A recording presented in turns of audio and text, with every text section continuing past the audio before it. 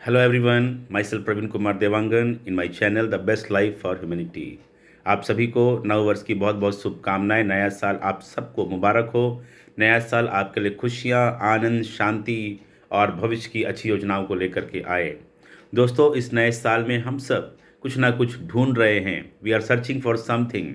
अगर आप लोगों को देखेंगे तो कुछ ना कुछ वो करना चाहते हैं ताकि कुछ उन्हें मिल जाए।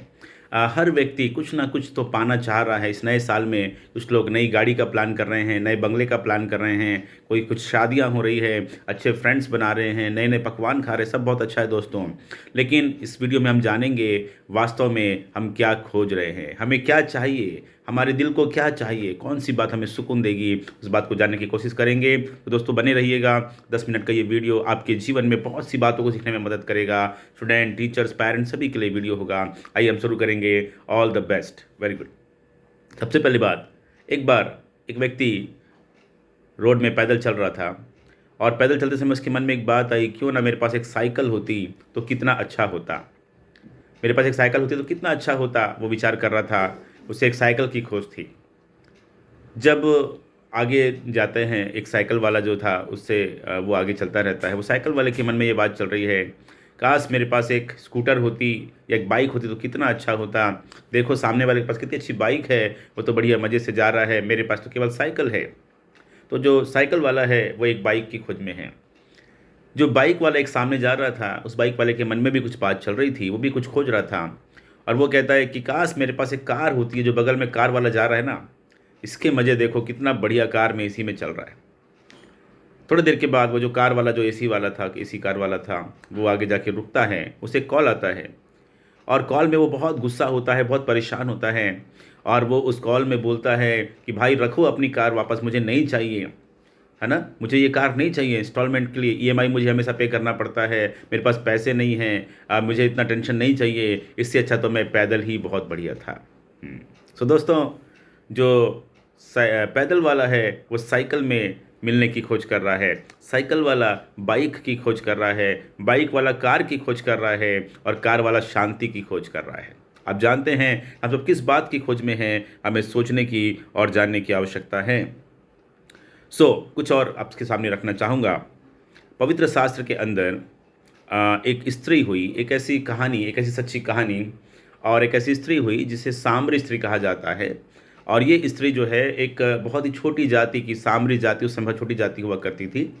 और जो है यीशु मसीह जो है वहाँ पर उस कुएं के पास जहाँ पर पानी भरने आए थे, और वहाँ पर से जब बात करते हैं, वो स्त्री के बारे में बाइबल बताती है कि बहुत ही परेशान, और एक ऐसी स्त्री जिसने 5 शादियाँ कर ली थी और फिर एक ऐसे व्यक्ति के साथ रहती जिससे उसकी शादी नहीं हुई है।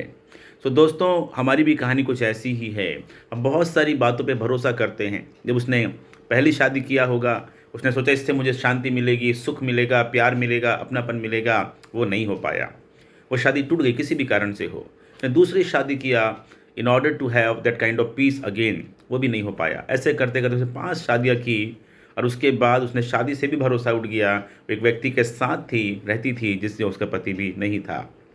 और मेरे प्रियो, हम सब कई बार पैसों को अपना पति बना लेते हैं, कई बार मनोरंजन को अपना पति बनाते हैं, धर्म को अपना पति बनाते हैं, और भी चीज़ें हैं जिससे हम भरोसा करते हैं, जिस पे हम भरोसा करते हैं, जिस पे हम डिपेंड हो जाते हैं, वो हमारा पति है।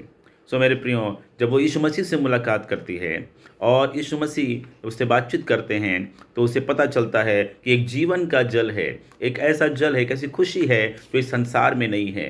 और प्रभु कहते हैं वो केवल मेरे पास ही है। दोस्तों, हम विचार करें, वो जीवन का जल, वो सच्ची खुशी, हमारी खोज कहाँ पूरी होगी। बाइबल के अंदर एक जक्कई नाम का व्यक्ति है। बहुत ही धनवान व्यक्ति था, बहुत ही उसके पास रिचेस थे, उसके पास प्रॉपर्टीज़ थी, और वो बहुत नाटा भी था। और उसके बारे में लिखा है वो यीशु को देखना चाहता था। और वो एक बार जब यीशु उसके गांव से जा रहे थे, यरीहो से जा रहे थे, तो वो उसके बारे में सुनकर वो देखना चाहता था कि यीशु के बारे में हम सुनते हैं, ये बीमारों को चंगा करता है, ये मुर्दों को जिलाता है, लोगों को शांति देता है, पापियों से प्रेम करता है, ये दुखियों को दुख को पोंछता है, ये मसीहा है, ये आने वाला उद्धार करता क्या है, मुझे जानना है। जब ये गया तो वहाँ पर बहुत भीड़ थी, ये नाटा था, देख नहीं पाया। दौड़ के एक पेड़ के ऊपर चढ़ गया और वहाँ जब यीशु मसीह वहाँ से गुजरे, वो कहते, जक्कई मुझे तेरे घर में रहना अवश्य है। ये जक्कई सब कुछ इसके पास में था, इनकम टैक्स कलेक्टर था, अच्छी प्रॉपर्टी थी, पैसा था, लेकिन वो कहता मैं यीशु को देखना चाहता हूँ। जब यीशु ने कहा मुझे तेरे घर में रहना है, हे जक्कई नीचे आ जा, ये बड़े आनंद से उतरा, क्योंकि लोग उसे पापी कह के बुलाते थे, कोई इससे प्यार नहीं करता था। और उसके बाद ये जो है घर में जाते हैं, यीशु के साथ समय गुजारते हैं, और वो कहता है मुझे प्रॉपर्टी नहीं चाहिए, जो मैंने अन्याय करके लिया है उसका 4 गुना वापस देता हूँ। हे प्रभु मुझे माफ़ कर दे, मैं गरीबों को लूटा है मैं उसे वापस कर देता हूँ। दोस्तों, ये व्यक्ति समझ गया कि पैसे में वो संतुष्टि नहीं है जो मैं खोज रहा था। दोस्तों, आज हम क्या ढूंढते हैं, इस बात पे भी हम विचार करें। बाइबल के अंदर और इतिहास में एक ऐसा व्यक्ति जिसे किंग सोलोमन के नाम से जानते हैं, वो राजा सोलोमन एक खोज करता है। ये राजा सोलोमन के बारे में आपको बताऊं, उसने परमेश्वर से प्रार्थना किया कि हे परमेश्वर मुझे वरदान दे। परमेश्वर ने से बातचीत किया, तुझे वो मांगा वरदान दूंगा। उसने परमेश्वर अपने में उसने बातचीत किया, उसने बोला प्रभु मुझे कुछ नहीं चाहिए, मुझे बुद्धि का वरदान चाहिए। परमेश्वर ने उसे बुद्धि का वरदान दिया और ये व्यक्ति दुनिया का सबसे बुद्धिमान व्यक्ति हुआ। अगर आप 6-7 क्लास में पढ़े हैं तो किंग सोलोमन के बारे में आपने ज़रूर से पढ़ा होगा।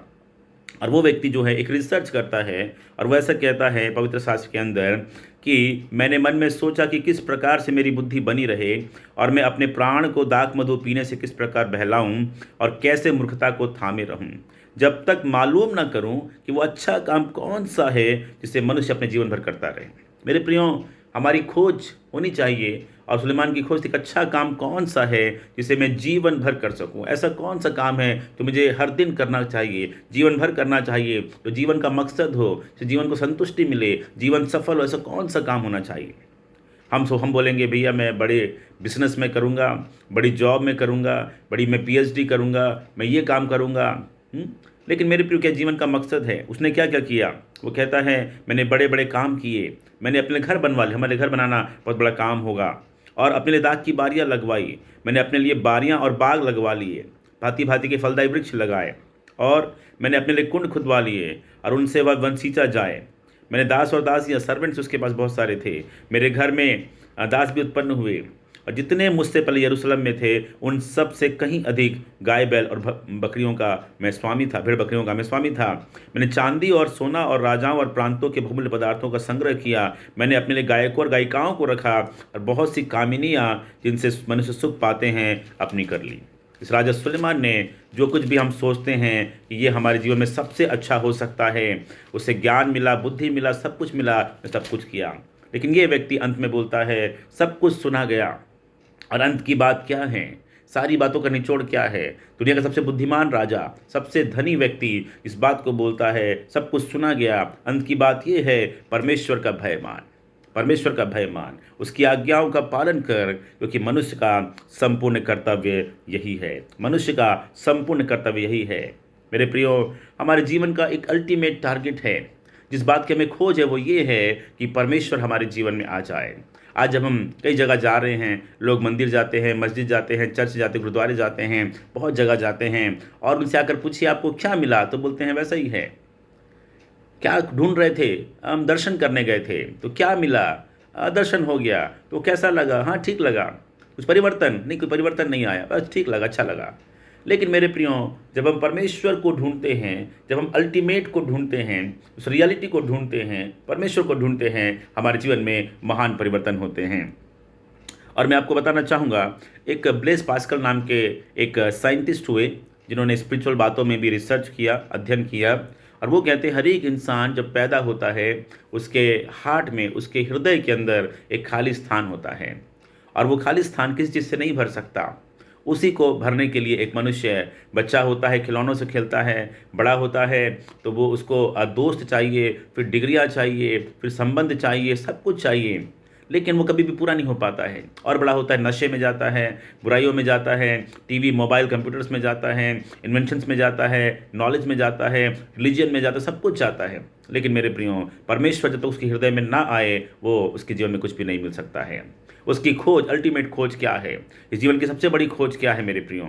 उस परमेश्वर को जानना जिसने हमें बनाया है। वो हमारे हृदय में आके रहना चाहता है। जब उसने इंसान को बनाया, ऐसा बनाया कि उसके अंदर एक वैक्यूम है। इसलिए इंसान, इतनी सारी गर्लफ्रेंड्स, सुलेमान के बारे में बताया, उसकी 700 रानियाँ और 300 उसकी पटरानियाँ थी मेरे प्रियो। सब कुछ उसने इकट्ठा किया, पर कहता है कि परमेश्वर का भय मानना और उसकी आज्ञाओं का पालन करना संपूर्ण कर्तव्य यही है। मैंने अपने जीवन से इस बात को जाना है, आप जितना चीज़ों के पीछे भागेंगे आप निराश होंगे, लेकिन जब सृष्टि के पीछे जाएंगे आप निराश होंगे। जब सृष्टिकर्ता के पीछे जाएंगे वो आपको आशीष और शांति देगा, आपको आशा से भरेगा। आखिरी बात कह के मैं ख़त्म करूँगा। एक बार साधु सुंदर सिंह नाम के एक व्यक्ति जो प्रभु यीशु मसीह के दास हुए, पंजाबी परिवार से, पंजाब के रामपुर में उनका जन्म हुआ और उन्होंने प्रभु को ग्रहण किया, एक अच्छी सच्ची शांति को पाया। उन्होंने प्रार्थना किया था कि सच्चा ईश्वर कौन है, अगर मुझे दर्शन नहीं देगा मैं आज की सुबह 4 बजे उस ट्रेन में जो आ रही है उससे मैं कट के मर जाऊंगा। प्रभु यीशु मसीह ने उनसे बातचीत किया, प्रभु के दास बने, उनके जीवन में सच्ची शांति मिली, आपको भी मिल सकती है। ये सुंदर सिंह एक बार तिब्बत के पहाड़ों में गुजर रहे थे। एक व्यक्ति को देखा कि एक व्यक्ति जो है वो एक टांग से खड़े होकर जो है वो तपस्या कर रहा है, आंखें बंद है, कुछ जाप कर रहा है, कुछ तपस्या कर रहा है। उसके बाद वो 1 घंटे एक टांग से ऐसा करता है, फिर आंख खोलता है 2-4 मिनट के लिए, फिर दूसरे पाँव से ऐसा करता है। कुछ देर के बाद जब वो आंख खोलता है तो साधु सुंदर सिंह सामने खड़े होते, बोलते भाई आपका नाम क्या है, आप कहाँ से आए, आपका परिवार कैसा है। सब कुछ पूछने के बाद साधु सुंदर सिंह जो पूछते हैं आप ये तपस्या क्यों कर रहे हैं, वो कहते हैं मैं संतुष्टि और शांति और मुक्ति पाने के लिए कर रहा हूँ। वो कहते हैं आप तपस्या कब से कर रहे हैं, बोले भैया 3-4-5 साल हो गया मैं ऐसा कर रहा हूँ।